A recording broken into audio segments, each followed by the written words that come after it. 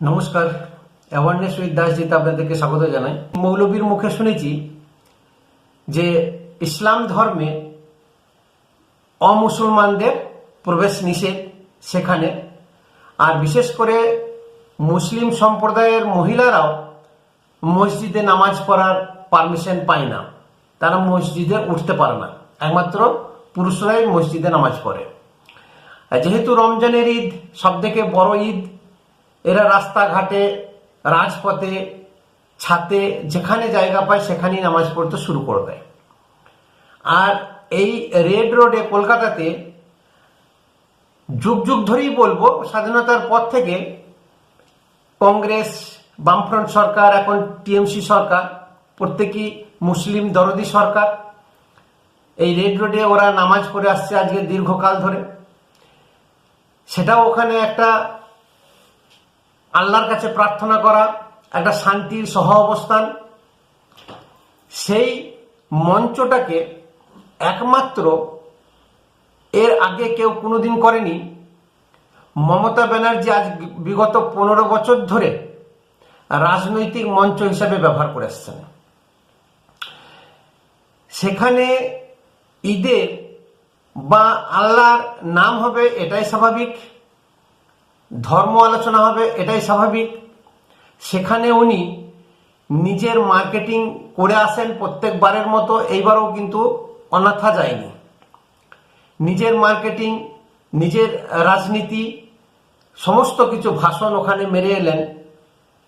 এতে কোনো মুসলমান মৌলবী বা কমিটি এদের কিন্তু গায়ে বাজেনি, বা তখন মনে পড়েনি যে একজন অমুসলমান মহিলা আমাদের ঈদের মঞ্চকে ব্যবহার করে রাজনীতি করছে। ইভেন মসজিদে মসজিদে উনি গেছেন, সেই মসজিদেও যে মহিলারা প্রবেশ করে না, সেই মসজিদেও উনি প্রবেশ করেছেন বা করিয়েছেন। উনি সেখানে ঈদের নিয়ে যত না বলেছেন, তার বৃহদাংশ, শতকরা 99% রাজনীতি করেছেন। এসআইআর এর যে নাম 10 লক্ষ বাদ হয়ে গেছে সাপ্লিমেন্টারিতে 24 লক্ষের মধ্যে, সেটা নিয়ে ওনার যে গাত্রদাহ সেটাও বুঝিয়ে দিয়েছেন, এবং ঠাড়ে ঠোড়ে বুঝিয়েছেন যে দেখো 10 লক্ষ নাম মোদিজি বাদ দিয়ে দিয়েছে। আমি কিন্তু লড়াই করে যাচ্ছি হাইকোর্ট, সুপ্রিম কোর্ট, প্রত্যেকটি জায়গাতে। আমার কিছু করার নাই, এটা বোঝানো আর কি উদ্দেশ্য। তোমরা আমাকে দোষ দিও না, আমি কিন্তু করে যাচ্ছি। কিন্তু উনি জানেন যে এই নাম বাদ হওয়ারই ছিল। যে নামগুলো ভুলভাবে আইপ্যাককে দিয়ে তুলনা করিয়েছিল বা আইপ্যাক করেছিল, যে মুসলমান সম্প্রদায়কে বোকা বানিয়ে বা এরকম গরিব মানুষের কাছে টাকা নিয়ে ভোটার লিস্ট বানিয়ে দিয়েছিল বা ভোটার কার্ড বানিয়ে দিয়েছিল, সেই নাম কিন্তু বাদ হয়ে গেছে।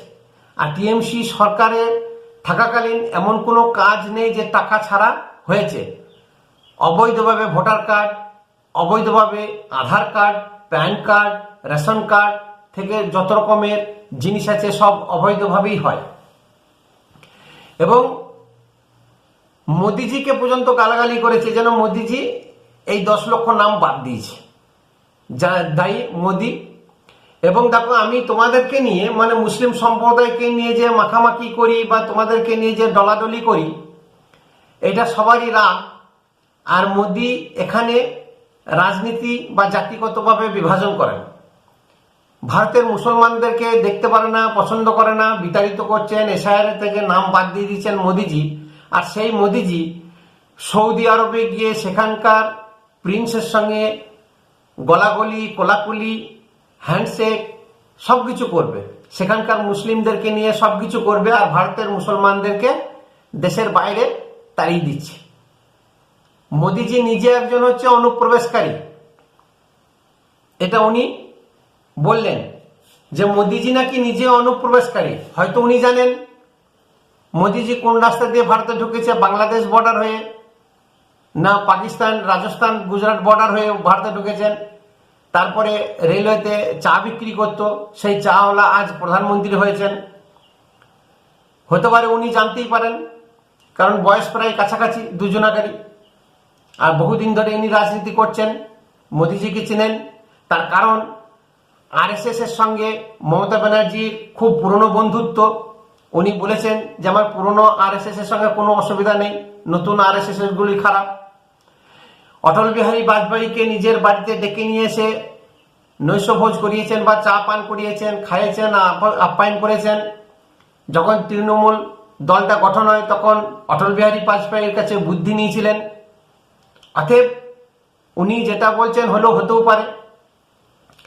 এখন মসজিদে মসজিদে ঘুরছেন ভোটের জন্য, কাল দিনে মন্দিরে মন্দিরে ঘুরবে।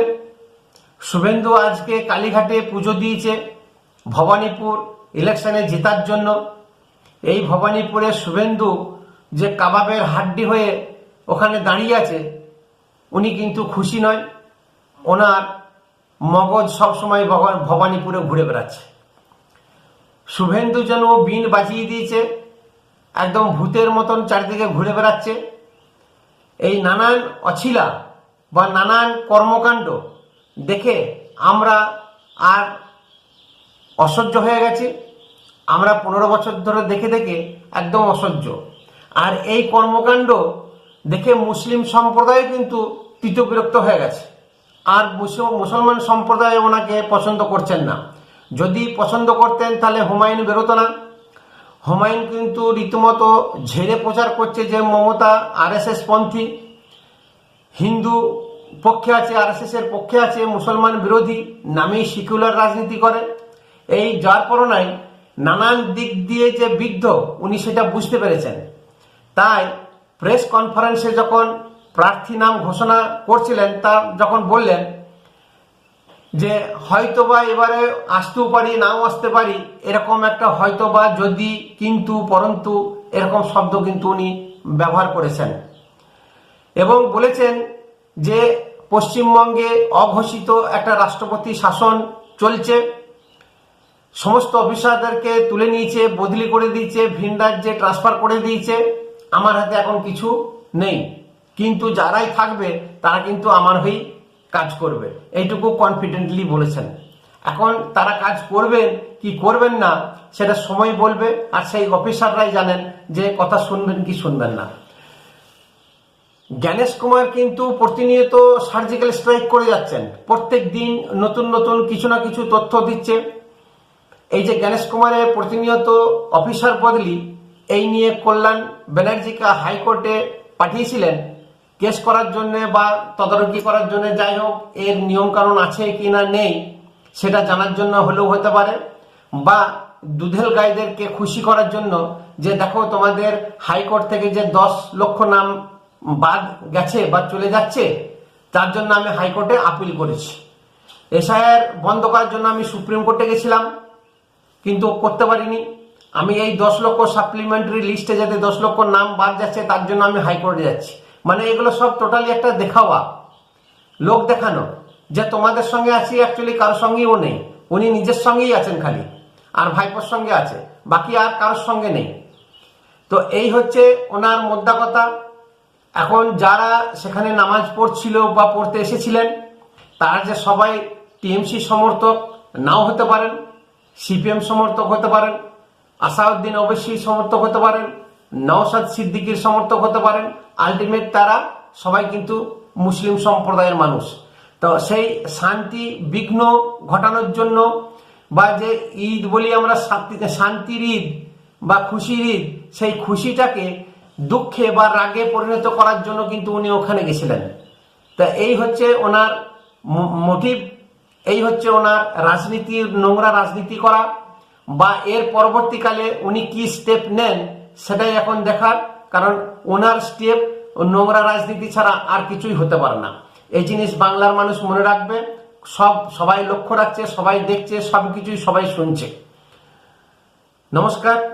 ভিডিও যদি ভালো লাগে একটা শেয়ার অবশ্যই করবেন, কমেন্ট করবেন, একটা সাবস্ক্রাইব করে উৎসাহিত করবেন।